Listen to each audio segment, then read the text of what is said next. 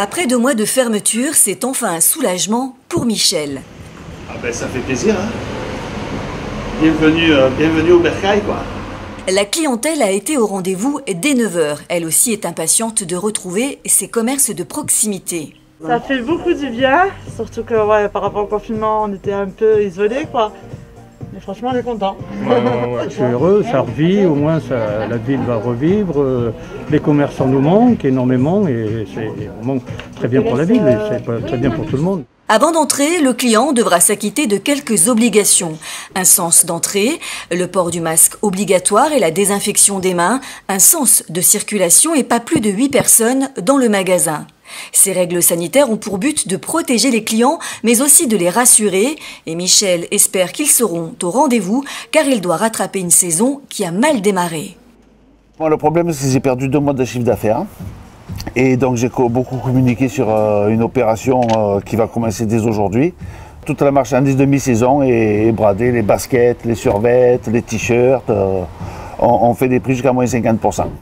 Ici aussi, l'ensemble de la marchandise de ce magasin est à moins 50%.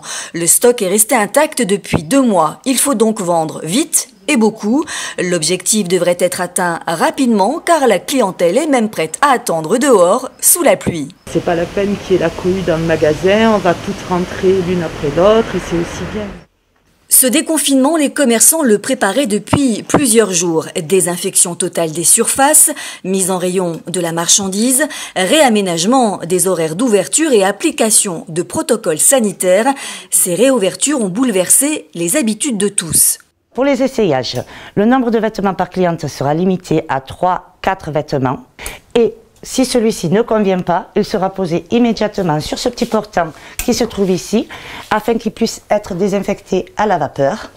Et ensuite, une fois désinfecté, il pourra être remis en rayon pour la vente.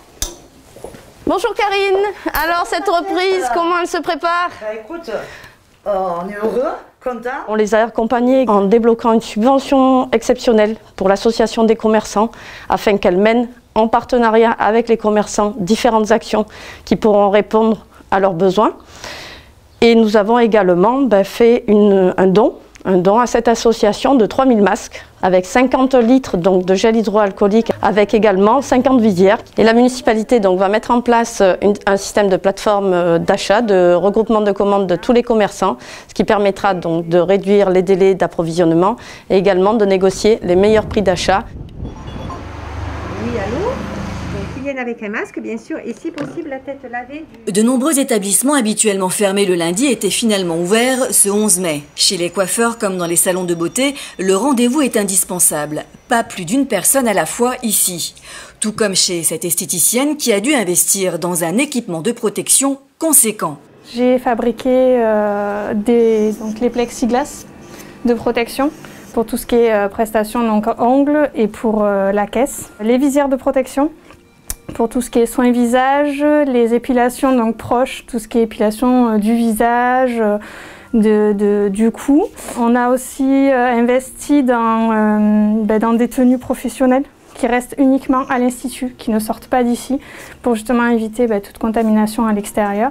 Pour soutenir ces commerces et artisans mis à mal par la crise sanitaire du Covid-19, la municipalité a également lancé une campagne de communication pour inciter les habitants à consommer local et éviter ainsi que certains rideaux ne restent définitivement fermés.